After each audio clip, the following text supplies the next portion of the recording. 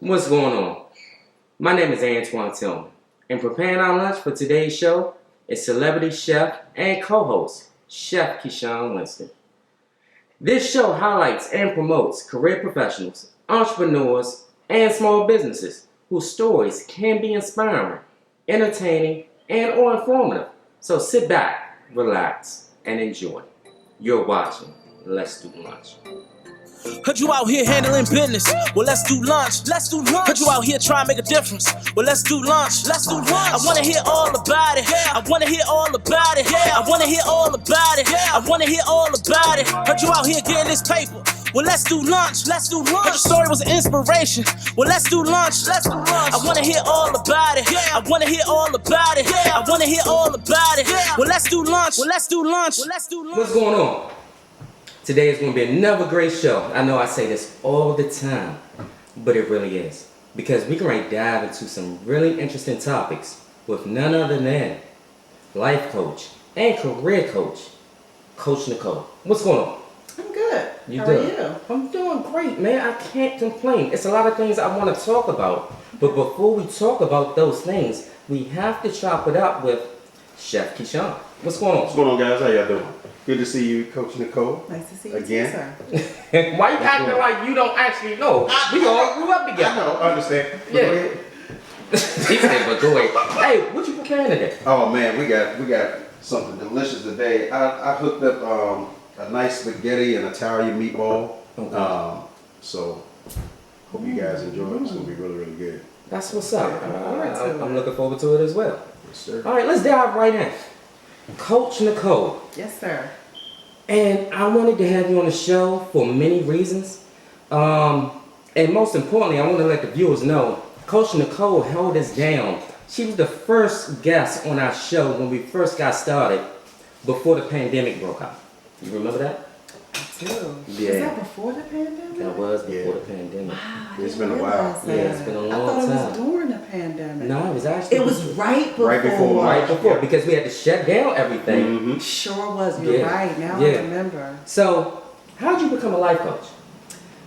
Well, I would say my journey as a life coach started about a little over 20 years ago. Okay. I am a rape survivor.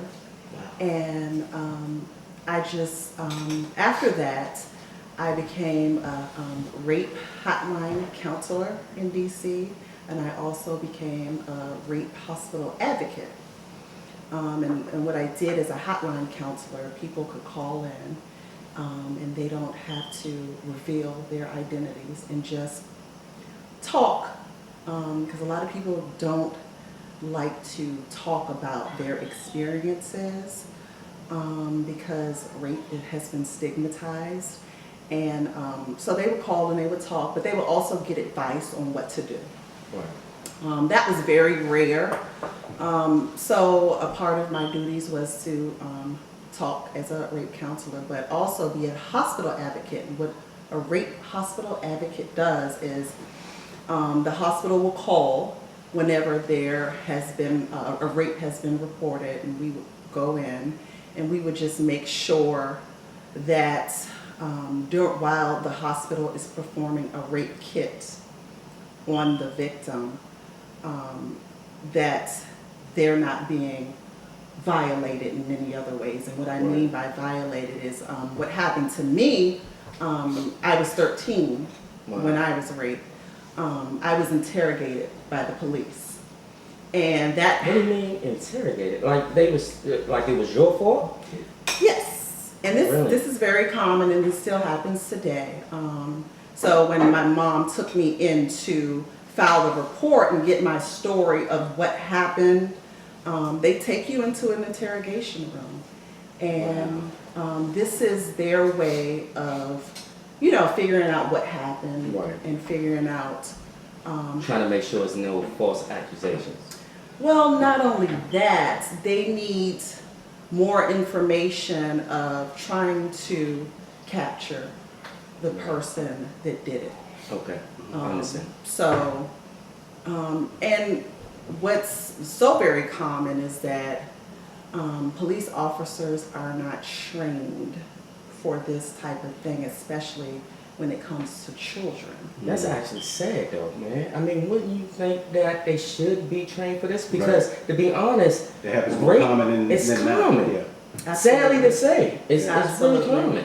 It is very common, and so it's almost like you are being victimized again by the police, and that's exactly what happened to me. So we were going in, they was getting my story, and you know, as a 13-year-old, you're not able to, when something traumatic happens to you, it's very normal and natural to block a lot of it out because it's your body's way of survival. You know, you don't It's like want a defense mechanism.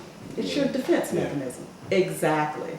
So I really couldn't give them a lot of information because what was rare about my case, in most rape cases, the person knows the person. It's usually a close friend or even a family member that does it. In my case, which is very rare, I did not know this person. So I wasn't able to give a lot of information on this person because of the traumatic experience.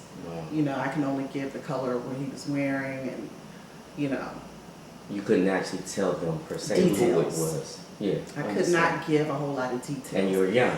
And that's something that police officers are not trained on.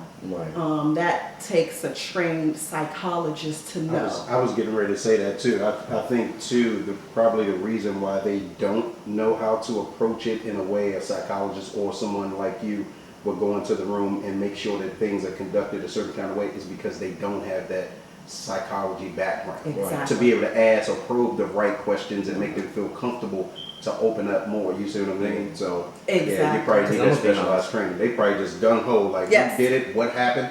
Let us know. I'm gonna be honest because well, if you actually mentioning that, I've never told this story, and I'm actually opening up. Yeah, I try to be transparent as much as I can, but when I was younger, probably about 8 or 9, I would say, a situation happened when I was actually coming from the playground. You know, it wasn't as tragic as your event, but if you're watching and you all know actually where I grew up, I had an old man that lived in that building called Mr. King. He lived on the first floor. His window would actually face Luzon, and he can actually see everyone that came in and out the building. And he would always actually come in the lobby and actually just make everyone feel uncomfortable, from the women to the kids and everything. So this one particular day, I'm actually walking from the playground, and I was always a little scared of, you know, Mr. King or whatever the case may be. But this one particular day, he opened his door as I'm going up the steps. I walk in the lobby, make a right, and about to go up the steps. And he's actually standing in his door. And the wild thing about it, he would always say some just nasty things to any and everyone. So this particular day, I got the basketball in my hand, about to go up the steps. He has his door open about this much and leaning towards, like trying to talk to me.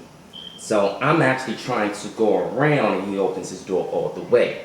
Next thing you know, he grabs me and tries to pull me into his apartment. Like I'm holding on trying, you know, to keep my balance and everything. Luckily, he falls.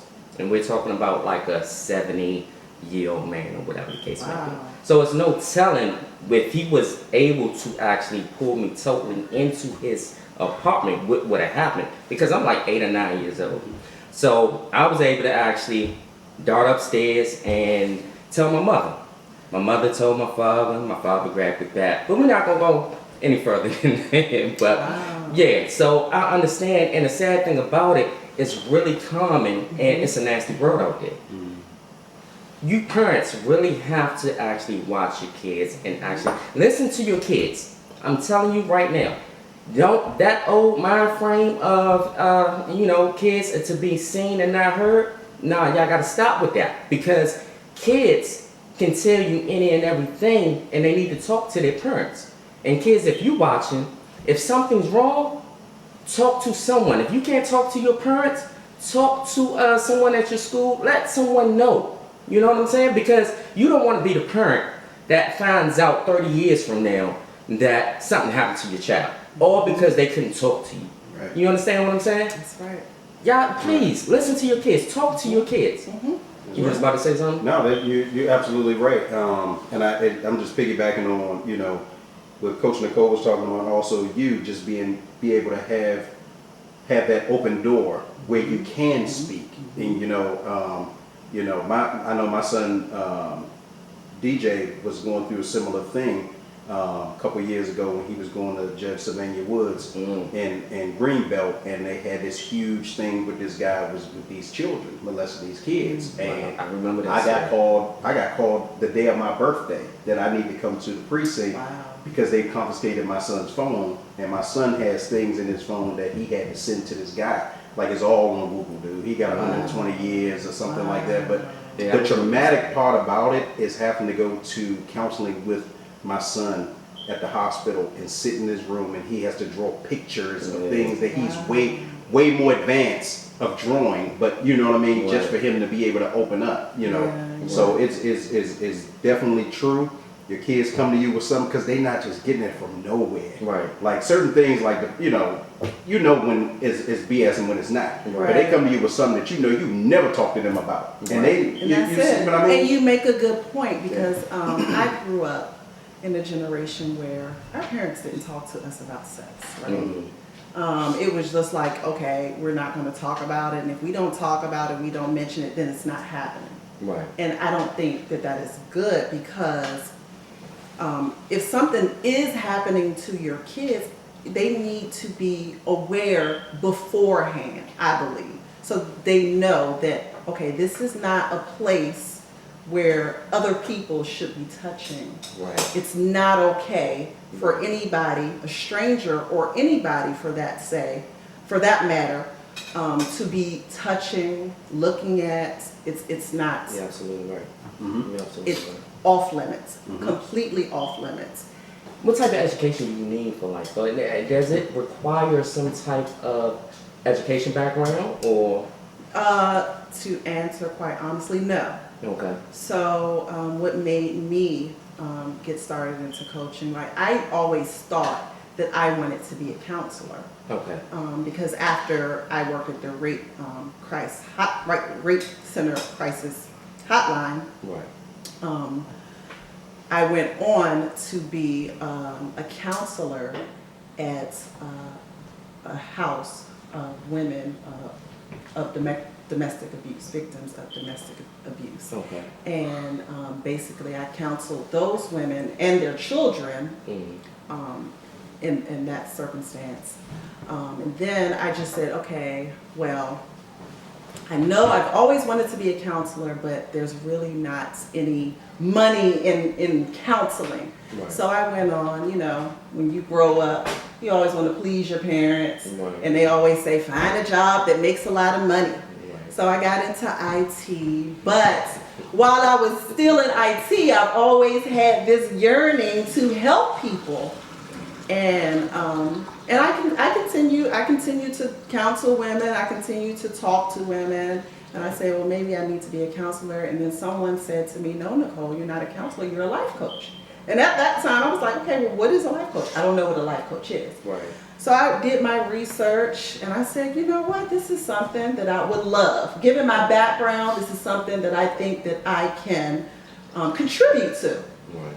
So what I did for myself, I did go to school. I did go to life coach school to learn different techniques into how to coach different people. And that was something that was very important to me. So I already had the foundation, but I wanted to learn different, more up-to-date methods. And that's something I still do. Like I still go get my continuing education because times change all the time. It's a technique. It is a technique. Talking to people and getting things. I understand. Absolutely. So to answer your question, no, it's not a requirement. Anybody can say, hey, I'm a life coach. However, they do have certifications. So I did get my certification to be a life coach. Gotcha. Okay. I believe you need to have life experiences to become a life coach. Yeah. Because my thinking is, if you never went through anything, depending on what you're tackling, whether it's something that's traumatic, whether it's something that people just have low self-esteem and they're just trying to get their mind and body right, like we were talking earlier. But for anything traumatic, I think you need to go through something traumatic. Absolutely. But also, you had to have help in order for you to get through, to be able to coach somebody else through it. Because it's an old saying, if you never been through nothing, how you gonna tell me about something? You know what I mean? What are we talking about? So, and that's it. Yeah. So let me ask you this. He say, I always say that. But you transitioned from a life coach into a career coach. Mm-hmm. Please tell me, why did you make that decision? And as far as a career coach, what a career coach does. Okay. So my life coaching before, just like Keshaun said, was based on my personal experiences. Right.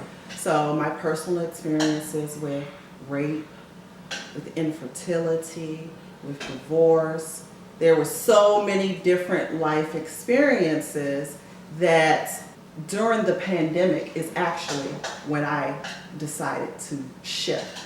When I opened up my life coaching business in 2019, I opened up with, okay, I want to help women with different experiences that I went through, because I know about those experiences, right?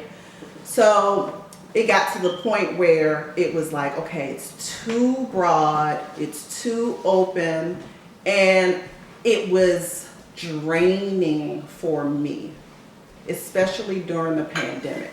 You know, we were all going through a whole lot of our own emotional and mental stuff that it became very heavy. And so I had to niche down to what I was comfortable with. Right. So I started my career at a very early age, and I have been through peaks and valleys in my career. I've sat on several interview panels. I've gone through several resumes. I've been up the corporate ladder. This is what I know. So let's pick one particular specialty and focus on that and coach what you know and what you're good at. And with that being said, we're going to take a quick break, and we'll be In the right book, back. Transforming Triggers into Triumphs, you'll join the author on her personal journey, showing you that there is light at the end of that dark tunnel, and you do not have to be stuck where you are today, replaying the past. Through personal stories and experiences, you'll learn how she was able to overcome her traumatic experiences and use them to fuel her personal and professional goals. Step onto the road of healing to find peace, self-love, self-awareness, and a growth mindset with a copy of Transforming Triggers into Triumphs today. Hi, this is Coach Nicole. Purchase your copy of Transforming Triggers into Triumphs today at Amazon.com in paperback and ebook, or at BarnesandNoble.com in hardback. Thank you so much for your support.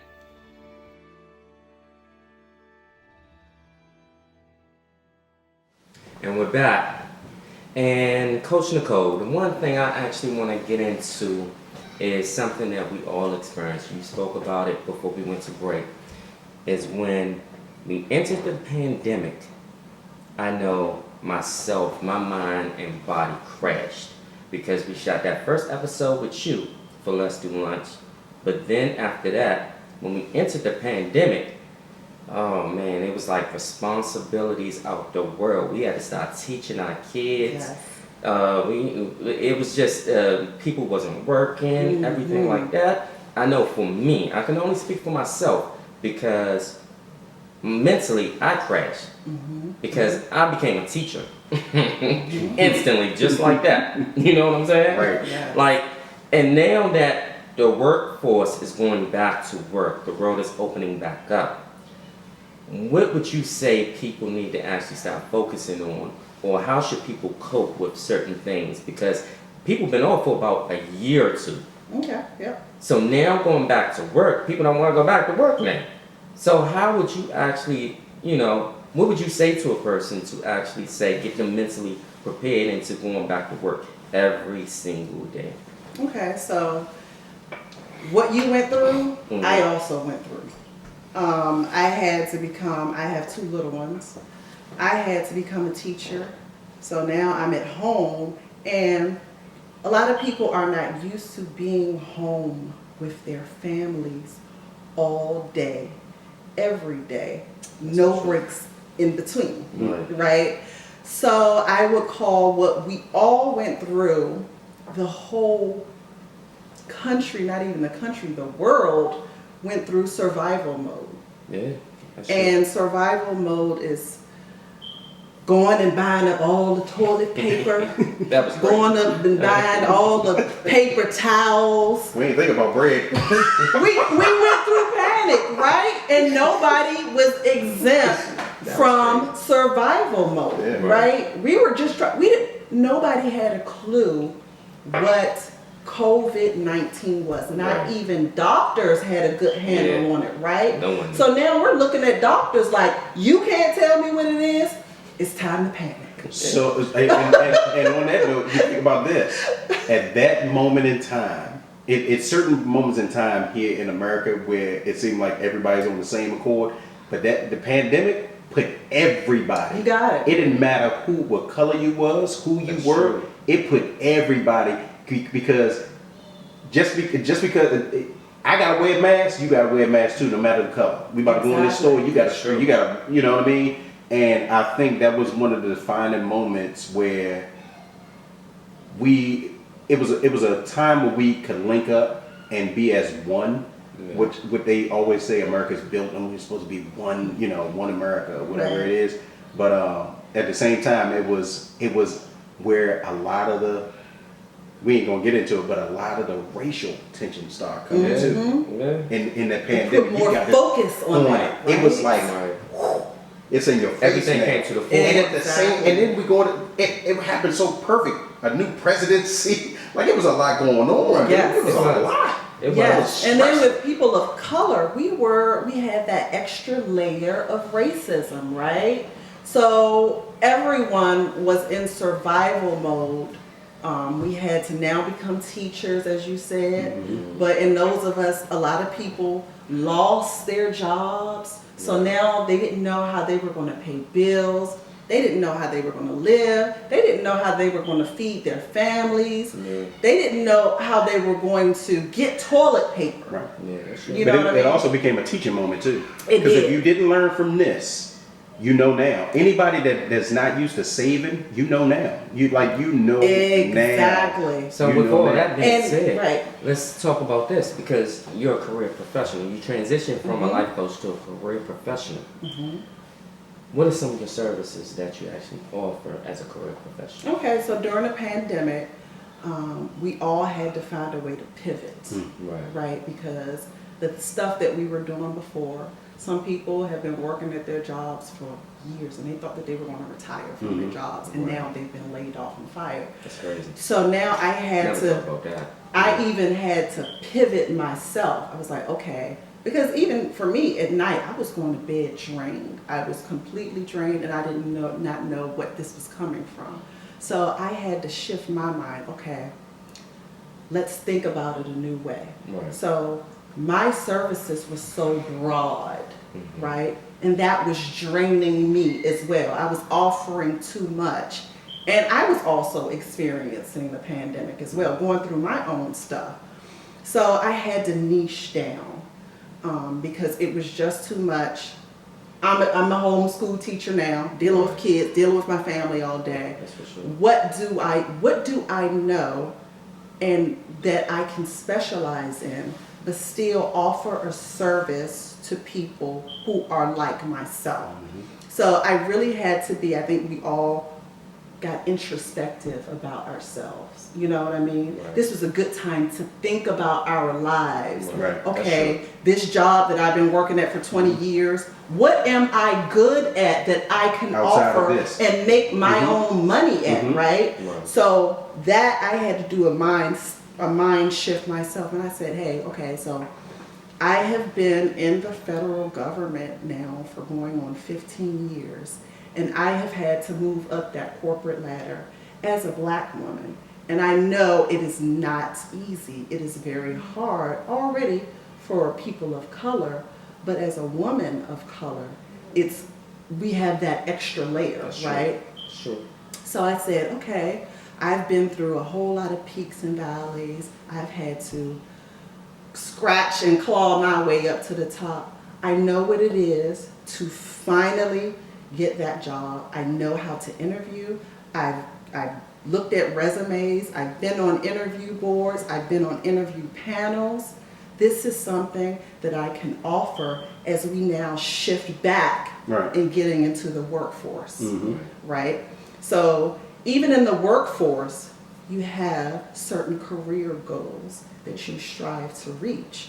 So I still use my same skills as a life coach, which is focusing on tackling those goals you want in life, but this time I do it for your career. What if the individual does not have the tenacity, the willpower? Is this where you come in as a career coach? And how would you actually coach them through that? Okay, so first I would ask them what they're passionate about and what I usually do. And a lot of people don't know what they're passionate about, right? Sure. So what a life coach does is ask powerful questions. And powerful questions are those questions to get at the root of what your purpose and your passion is. So for me, I have been given the gift of discernment, and I owe that to the Lord. So when I'm talking to a person and when I'm asking those powerful questions, when I see their face light up, or when their voice changes, I triggered something in you. Boom, that's your passion. Let's expand on that. And so now I'm pulling your passion out. So now I'm asking you those questions that you get excited about. And you're making them more excited because now you're pulling from them. Exactly. Now you're more excited. And so then after I've asked a few questions, I'll say, you know, Antoine, it seems like you're excited and passionate. Have you ever thought about blah, blah, blah? Gotcha. And usually it happens like, oh, I never thought about that. Like, and you know the dope part about that? A lot of times, the people that you're interviewing, because now you done poured it out of them and they so excited, they want to stop talking to you now because they want to get to it. They want to now explore avenues. How can I get to what well, see, that's where I come in. Because they don't know how to get to it, right? And so that's when I develop an action plan. From that, now, okay, this is something that you seem to be passionate about. Let's develop an action plan to get to that goal that you want to get to. I love it. I love it. Yeah, that's super dope. We're going to take another break, and when we return, we're going to get into Coach Nicole's book. She has a book coming out, y'all. We'll be right back. Transforming Triggers into Triumphs. You'll join the author on her personal journey, showing you that there is light at the end of that dark tunnel, and you do not have to be stuck where you are today, replaying the past.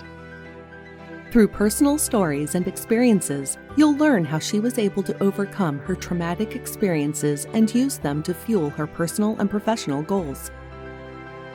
Step onto the road of healing to find peace, self-love, self-awareness, and a growth mindset with a copy of Transforming Triggers into Triumphs today. Hi, this is Coach Nicole. Purchase your copy of Transforming Triggers into Triumphs today at Amazon.com in paperback and ebook, or at BarnesandNoble.com in hardback. Thank you so much for your support.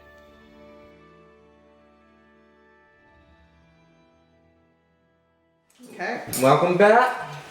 Right now, we're going to get into Coach Nicole and her book. Yes, she has a book coming out. You all need to go out, support, show love. Coach Nicole. Yes. Let's get into your book. Tell us about your book. What's your book about?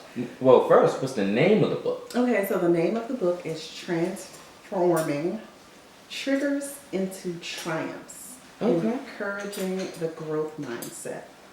When I first started my business, I thought it was very important to be transparent Right. about my own traumatic situations.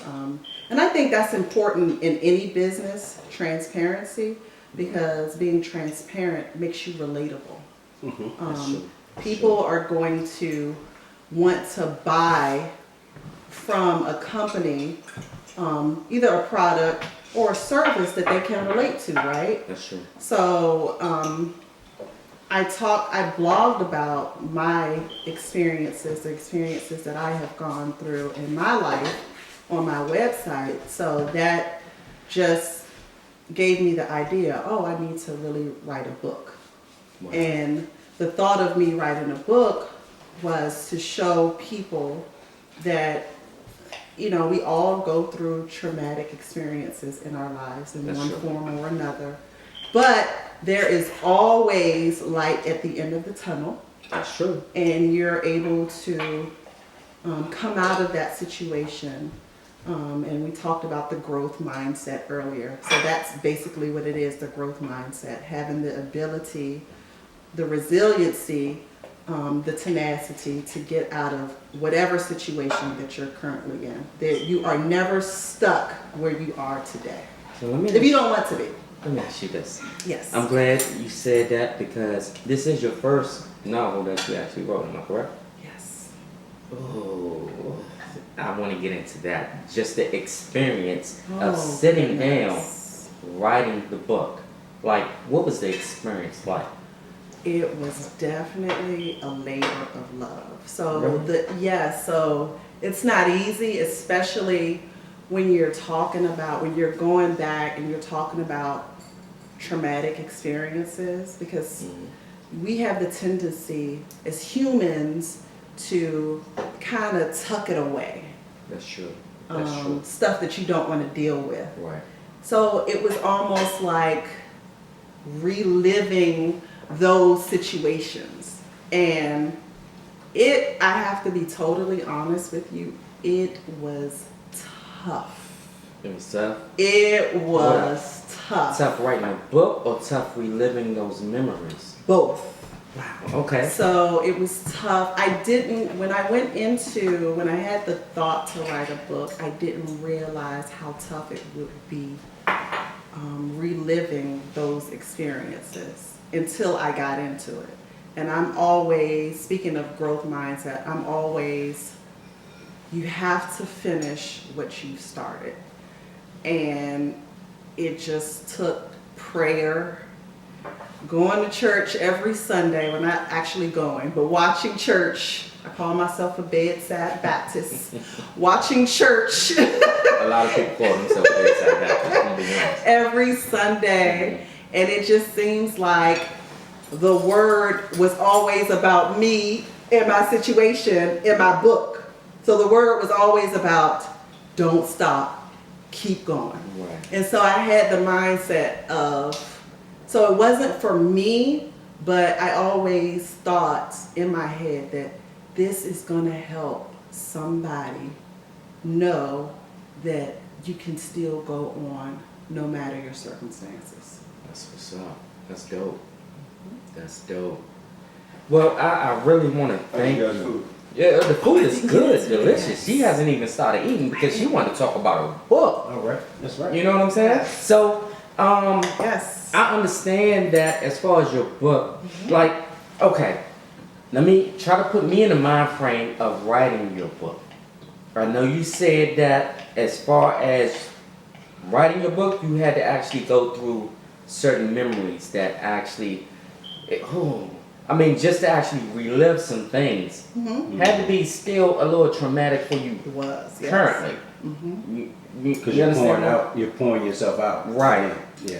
Right. So that's a good point. So I feel like my book was therapy for me.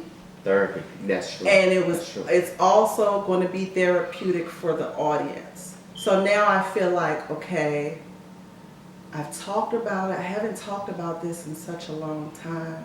Now I don't have to talk about it anymore That's true. because now I wrote about it and now it's out there for somebody else, Wonderful. to help someone else. And is your book paperback? Is it digital?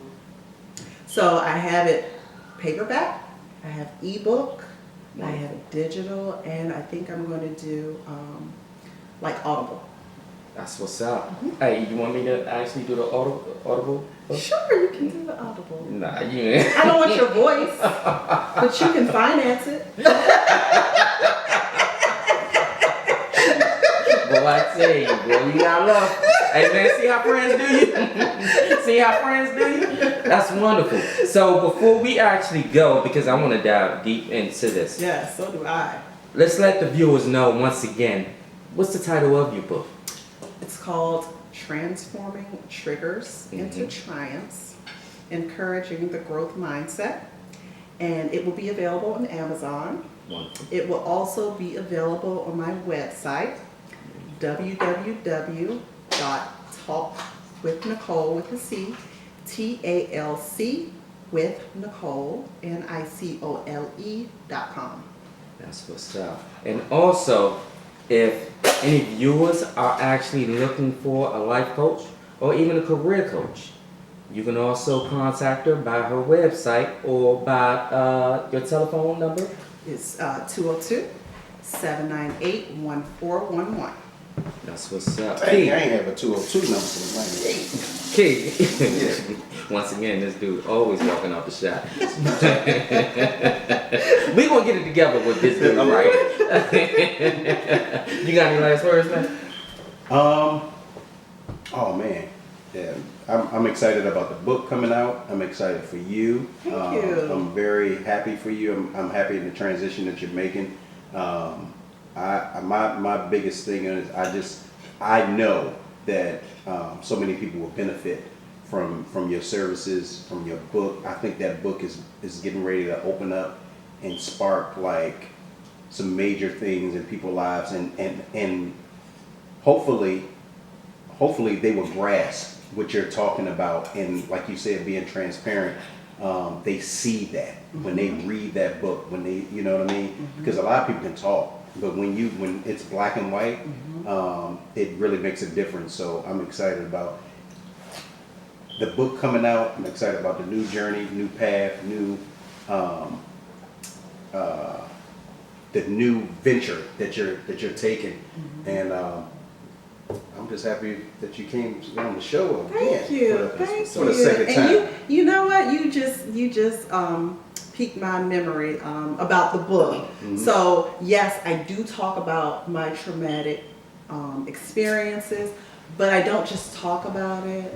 I give words of advice, what I have learned from those experiences, how I grew out of those experiences, and advice on how to not make the same life mistakes that I did.